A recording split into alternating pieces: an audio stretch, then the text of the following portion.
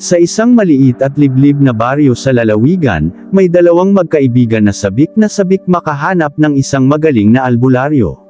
Si Daniel at si Ruben ay magkababatang lumaki sa lungsod, ngunit nang magkasakit ng malubha ang ina ni Daniel, napilitan silang bumalik sa baryong iniwan ng kanyang pamilya noon pa. Wala nang ibang pag-asa si Daniel kundi ang hanapin ang sinasabing kilalang albularyo sa kabilang baryo, isang matandang manggagamot na may pambihirang kakayahan sa panggagamot.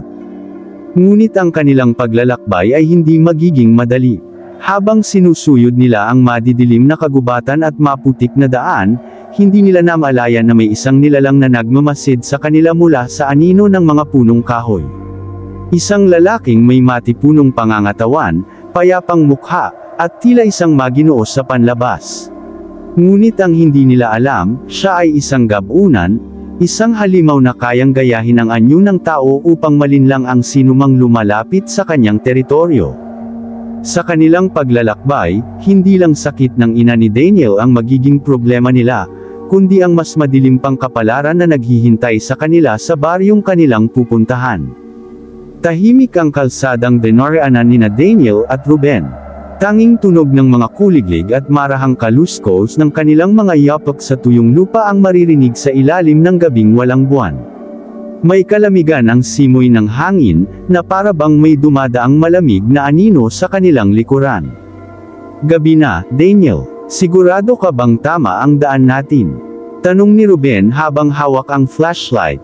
Tama to, Ruben. Ayon kay Tandang Elma, dediretso lang tayo sa lumang tulay, tapos liko sa kaliwa. Nandoon daw ang bahay ng albularyo, sagot ni Daniel, kahit may bahid ng pag-aalinlangan ang kanyang boses. Galing pa sila sa bayan at halos maghapon silang naglakad sa kagubatan. Sa desperasyon ni Daniel na gumaling ang kanyang ina, hindi na niya alintana ang pagod at gutom. Ang sabi ng mga matatanda, ang albularyong kanilang hinahanap ay isa sa pinakamagaling sa buong lalawigan. May kapangyarihan itong magpagaling ng sakit na hindi matukoy ng mga doktor. Ngunit may babala rin ng mga matatanda, may mga nilalang sa kagubatan na nag-aanyong tao. Hindi dapat basta nagtitiwala sa sinumang makakasalubong sa daan. Napangiti si Ruben. Baka naman kwento-kwento lang yun. Di ba, sabi rin nila may mga engkanto rito. Wala namang ganun. Ngunit bago pa makasagot si Daniel, biglang may narinig silang kalosko sa damuhan. Napahinto sila. Lumingon-lingon si Ruben, itinapat ang flashlight sa paligid. Wala namang tao, pero parang may aninong dumaan sa gilid ng puno. May tao ba doon? Tanong ni Ruben, kinakabahan na. Parang wala naman, sagot ni Daniel, pero ramdam niyang bumibilis ang tibok ng kanyang puso. Muli silang naglakad, ngunit ilang metro pa lang ang kanilang nalalakad ay nakaramdam sila ng isang malamig na hangin na dumaan sa kanilang likuran. Parang may dumaan na anino sa tabi nila, pero wala silang nakikitang kahit sino. Hanggang sa may marinig silang tinig, isang mababang boses na tumatawag sa kanila mula sa di kalayuan. Mga eho, naghahanap ba kayo ng albularyo? Napalingon sila. Sa tabi ng isang matandang puno, may isang lalaki, matangkad, nakasuot ng lumang damit, may maamong mukha at malaasol na mga mata. Ako si Mang Teryo, albularyo rito sa baryo. Ano ang sadya ninyo? Nagtinginan sina Daniel at Ruben. Sa isang banda, tila nahanap na nila ang kanilang pakay.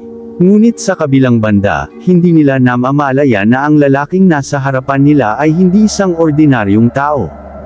Hindi nila alam na ito ang gabunang lalaki, isang halimaw na nagpapanggap bilang isang albularyo upang hikayatin ang mga taong lumapit sa kanya. At sa oras na magtiwala sila, wala nang balikan pa. Matamang pinagmasdan ni Daniel at Ruben ang lalaking nagpakilalang si Mang Teryo. May kakaiba sa kanyang presensya, parang hindi siya nababanagan ng anino sa ilalim ng liwanag ng buwan, at ang kanyang mga mata ay hindi maipaliwanag kung asol o mapusyaw na berde. Albularyo po kayo? Tanong ni Daniel, may halong pagdududa ngunit nangingibabaw ang pag-asa sa kanyang boses. Oo, eho, sagot ni Mang Teryo. Matagal na akong nanggagamot dito sa baryo. Napadpad kayo sa tamang lugar. Napalunok si Ruben. May kung anong bumabagabag sa kanya, ngunit hindi niya rin moari kung ano iyon. Mas tumingkad pa ang kanyang pangamba nang mapansin niyang walang bahid ng pagkapagod si Mang Teryo, kahit pa tila lumitaw lamang ito mula sa kawalan. Ngunit dahil sa desperasyon ni Daniel, agad siyang lumapit sa matanda. Kailangan ko po ng tulong para sa aking ina. Malubha po ang kanyang sakit, at kahit anong gamot ay hindi siya gumagaling.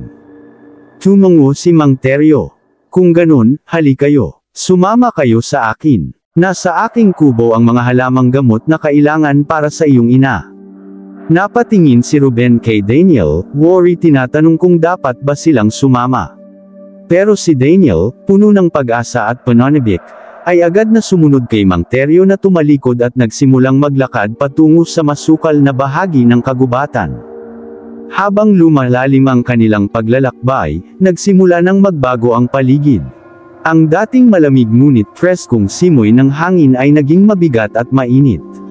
Ang mga punong kahoy ay tila mas lumalaki at lumalalim ang lilim. Parang napapaligiran sila ng hindi natural na katahimikan, wala ni isang kuliglig o huni ng ibon. Kakaiba to, Daniel, bulong ni Ruben. Parang hindi tayo dumaan dito kanina. Napahinto si Daniel, lumingon sa paligid, at napansin niyang tama ang kaibigan niya. Ang dinaanan nilang landas ay hindi nakapareho ng kanina. Tila nagbago ang itsura ng kagubatan. Napansin din niyang habang naglalakad sila, hindi nila naririnig ang yapak ni Mang Teryo. Parang lumulutang lang ito sa lupa. Nanlamig si Daniel. Sandali lang po, sabi niya, sinusubukang itago ang kaba sa kanyang boses. Gaano pa po kalayo ang kubo ninyo? Huminto si Mang Teryo. Dahan-daang lumingon, at ngayon lang napansin ni na Daniel at Ruben kung gaano katulis ang kanyang mga ngipin nang siya ay ngumiti. Hindi na kayo makakabalik, eho. Napaatras si Daniel at Ruben.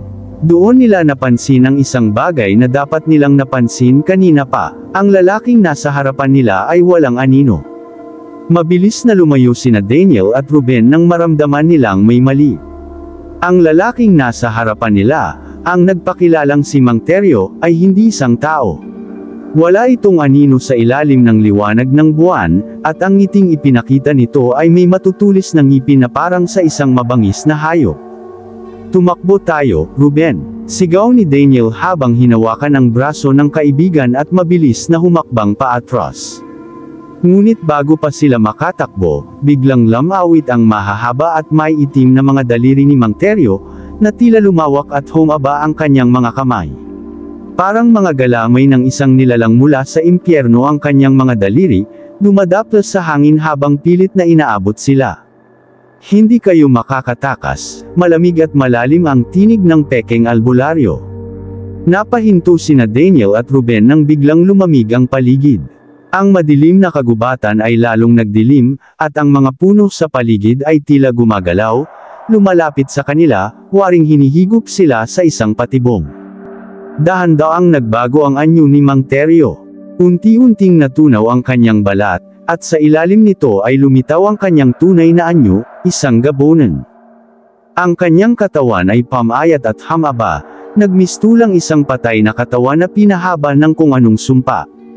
Ang kanyang mga mata, na kanina'y asul, ay ngayon naging itim na parang walang kaluluwa. Ang kanyang bibig ay umabot hanggang sa kanyang mga tainga, puno ng matatalim na ngipin. Ang kanyang mga kamay ay may mahahabang kuko na tila pangilas ng kahoy. Napasinghap si Ruben. Gabonan siya, sigaw niya. Hindi na nag-aksaya ng oras sina Daniel at Ruben. Mabilis silang tumakbo paatras, pilit hinahanap ang dinaanan nila kanina. Ngunit anuman ang gawin nila, hindi na nila mahanap ang tamang daan. Para bang ang kagubatan mismo ay buhay at nililigaw sila. Mula sa likuran, narinig nila ang nakakatakot na halakhak ng gabonan. Huwag na kayong magpumiglas, sabi nito. Mas madali kung susuko na lang kayo. Lumingon si Daniel at nakita niyang mabilis na lumalapit ang nilalang, ang kanyang mahahabang kamay ay pilit na inaabot sila. Napansin ni Ruben ang isang matandang puno sa di kalayuan. Doon tayo, sigaw niya, hinihila si Daniel papunta sa puno.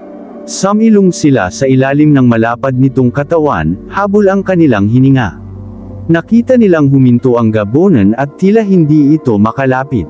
Bakit siya hindi makalapit? Tanong ni Daniel, na anlalaki ang mga mata. Napatingin si Ruben sa paligid. Napansin niyang ang puno ay may mga ukit sa katawan, mga lumang simbolo at inscription na hindi niya maintindihan. Hindi siya makalapit sa punong ito, bulong ni Ruben. Parang may proteksyon. Ngunit hindi pa rin sila ligtas. Sa bawat segundo ng kanilang pananatili sa ilalim ng puno, lalong nagngingit-ngit ang gabonan. Nakangisi ito habang humahakbang paatras, saka bumigkas ng isang mahiwagang salita. Biglang lumakas ang hangin. Ang mga dahon sa itaas ay nagsipulasan, at ang paligid ay tila lumindol. Napagtanto ni Daniel at Ruben, gumagawa ng mas malakas na salamangka ang halimaw upang maalis ang proteksyon ng puno. Kailangan nilang kumilos, bago sila tuluyang lamunin ng kadiliman. Habang patuloy na nagbabago ang paligid, ramdam ni Daniel at Ruben ang pag-igting ng presensya ng gabonan.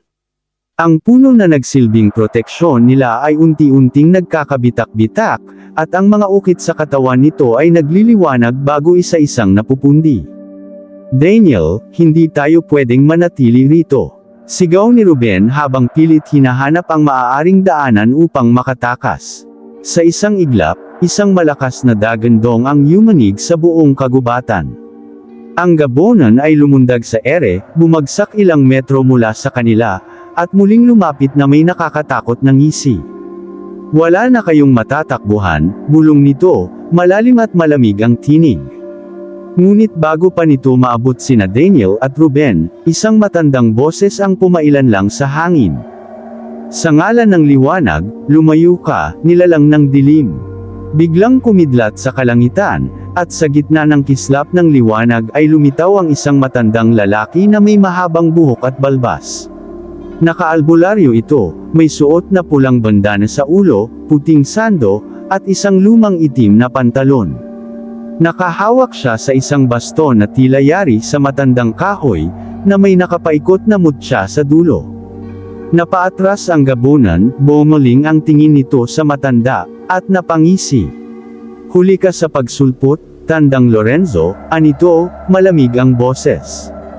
Tama na ang panloloko mo, halimaw, matigas na tugon ng matandang albularyo. Sa matagal na panahon, ginamit mo ang anyo ng isang albularyo upang linlangin ang mga inosenteng tao. Ngayon, tapos na ang kasamaan mo. Lalong nagdilim ang anyo ng gabonan. Ang kanyang balat ay naging itim na parang uling, at ang kanyang katawan ay nagmistulang usok na nababalutan ng anino. Naglabas ng isang maliit na bote si Tandang Lorenzo mula sa kanyang bag, pinataka ng kanyang baston ng isang likido na kumikislap sa ilalim ng liwanag ng buwan. Ibinigay niya ang bote kay Daniel. Inumin mo ito, bata. Bibigyan ka nito ng lakas, utos ng albularyo. Nag-aalangan man, ininom ni Daniel ang laman ng bote. Sa isang iglap, nakaramdam siya ng kakaibang sigla, parang nawala ang takot at panghihina niya. Ngayon, kayo naman, sabi ni Tandang Lorenzo, sabay itinutok ang baston sa gabonan. Humanda ka sa pagbabayad ng iyong kasalanan. Mabilis na lumundag ang gabonan, ngunit bago pa ito makalapit, isang malakas na liwanag ang bumalot sa buong paligid.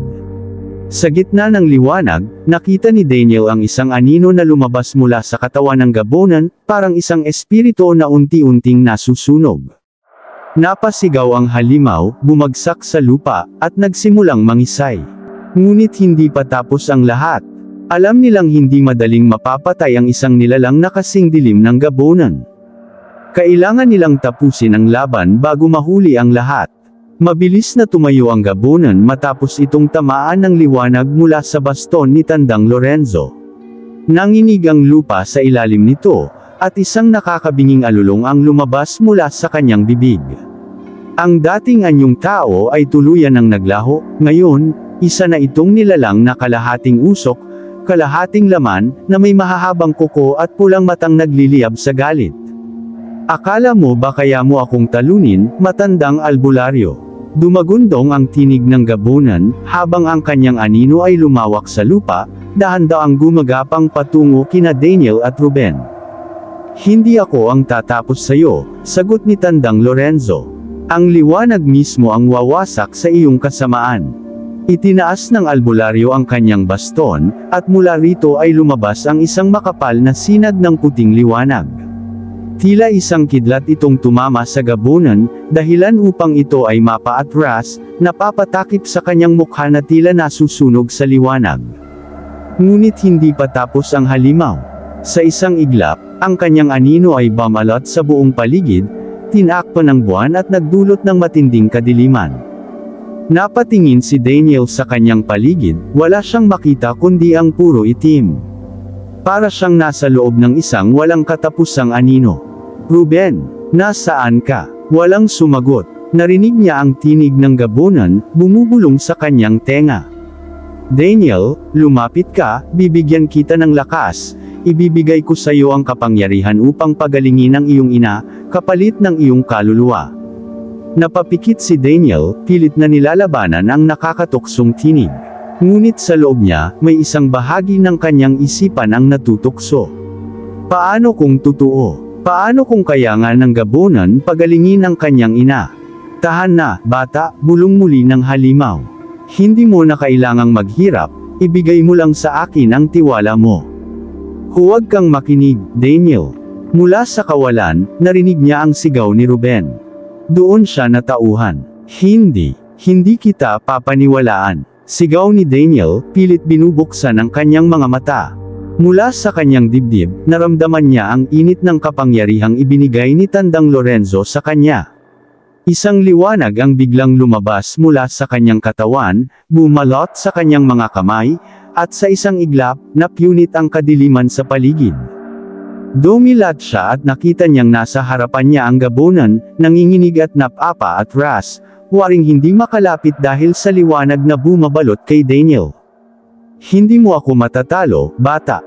Sigaw ng halimaw. Ngunit bago pa ito makatakbo, mabilis na lumapit si Tandang Lorenzo, hawak ang kanyang baston, at saka itinarak ito sa dibdib ng gabunan. Sa ngalan ng liwanag, tapusin na ang kasamaan mo. Sa isang iglap, sumabog ang katawan ng gabunan sa isang napakalakas na pagsabog ng itim na usok. Isang nakapanlulumong sigaw ang pumuno sa kagubatan, hanggang sa tuluyan itong maglaho, kasabay ng lahat ng aninong bumalot sa paligid. Natahimik ang buong lugar. Hingal na hingal sina Daniel at Ruben, nakatingin sa albularyo na ngayon ay hawak ang kanyang baston na nagliliwanag pa rin. Tapos na ba? Tanong ni Ruben, nanginginig pa rin sa takot. Hindi natin alam kung may iba pang tulad niya, sagot ni Tandang Lorenzo, ngunit ang isang ito, hindi na muling babalik. Sa wakas, ligtas na sila. Ngunit hindi pa tapos ang kanilang misyon. Kailangan pa nilang bumalik sa ina ni Daniel, at oras na upang makita kung magagawa ang pagalingin ni Tandang Lorenzo ang kanyang sakit. Matapos ang laban sa gabunan, bumalik ang katahimikan sa kagubatan. Kahit napagod at sugatan, hindi nag-aksaya ng oras sina Daniel, Ruben, at Tandang Lorenzo, kailangan nilang bumalik sa baryo upang magamot ang ina ni Daniel. Habang naglalakad sila pabalik, napansin nilang parang mas maliwanag ang daan kahit na hating gabi na. Ang dating madilim at nakakatakot na kakahuyan ay tila nagkaroon ng bagong sigla. Malakas ang kapangyarihan ng halimaw na iyon, sabi ni Tandang Lorenzo, habang tinutulungan si Daniel na maglakad. Ngunit ngayong wala na siya, muling babalik sa ayos ang daloy ng enerhiya sa lugar na ito. Pero paano ka napunta roon? Tanong ni Ruben. Paano mo nalaman na nandyan ang gabunan? Napangiti ang matanda. Matagal ko nang sinusundan ang bakas niya.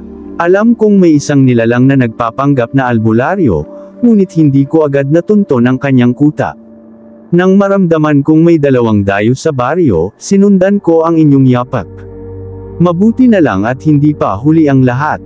Nang makarating sila sa bahay ni Daniel, sinalubong sila ng kanyang tiyahin na si Aling Marta, na halos maiyak sa takot at pag-aalala. Daniel, Ruben, Diyos ko, anong nangyari sa inyo? Mahabang kwento, tiya, sagot ni Daniel, mahina ang boses. Pero, narito kami para kay inay. Agad silang pumasok sa maliit na silid kung saan nakahiga ang kanyang ina. Napakapayat na nito, halos hindi na makakilos, at ang balat niya ay maputlang maputla. Nasa huling yugto na ng kanyang karamdaman. Lumapit si Tandang Lorenzo, hinawakan ang polso ng ina ni Daniel, at pumikit. Sandaling tumahimik ang buong silid.